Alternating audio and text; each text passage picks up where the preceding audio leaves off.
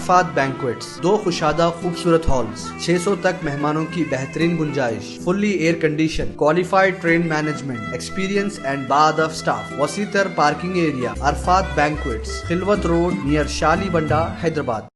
Asset Asia کے ملک Taiwan میں کی ہے ایک بہت ہی بڑی اور بہت ہی دکھ بھری خبر، جہاں اچانک زلزلے کے جھٹکوں کی وجہ سے تائیوان دہل گیا اور اس کے بعد وہاں کے لوگوں پر خوف و دہشت کا ماحول بھی طاری ہو گیا، کیونکہ 25 سال کی تاریخ میں پہلی بار تائیوان میں اس طرح سے زلزلے کے جھٹکے پیش آئے ہیں۔ جی ہاں، 3 اپریل چہارشنبے کی صبح تقریباً وہاں کے 8 بجے زلزلے کے یہ جھٹکے محسوس کیے گئے، جو بہت ہی زیادہ طاقتور تھے، جن کی شدت کی وجہ سے تائیوان کا کیپٹل شہر تائپی اور ہائیلینڈ شہر بری طرح سے متاثر ہو کر رہ گیا، جہاں ان زلزلوں کے جھٹکوں کی وجہ سے بڑے بڑے بلڈنگاں بھی ڈیمیج ہو کر رہ گئے، اور پھر عوام کا تو بہت ہی زیادہ برا حال ہو گیا، جو اپنے اپنے گھروں، بلڈنگوں اور پھر اپارٹمنٹ سے باہر نکل کر خود کی جانوں کو بچانے کے لیے دوڑ دھوپ کرتے ہوئے دیکھے گئے۔ زلزلے کے ان جھٹکوں کی شدت 7.2 ریکارڈ کی گئی ہے، جو تائیوان کی تاریخ میں پچھلے 25 سالوں کے مقابل میں سب سے زیادہ خطرناک و سب سے زیادہ خوفناک کہا جا رہا ہے،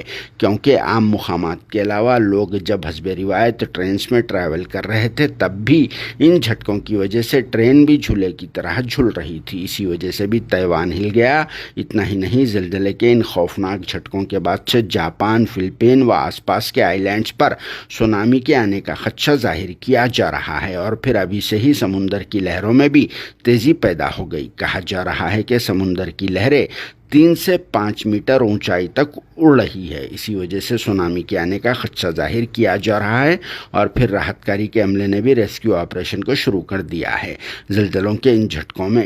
4 آدمی کی موت اور پھر 50 سے زائد لوگ زخمی ہونے کی اطلاع ملی ہے۔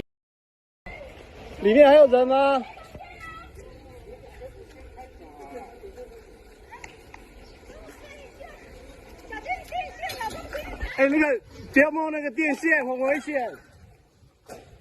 不要摸电线。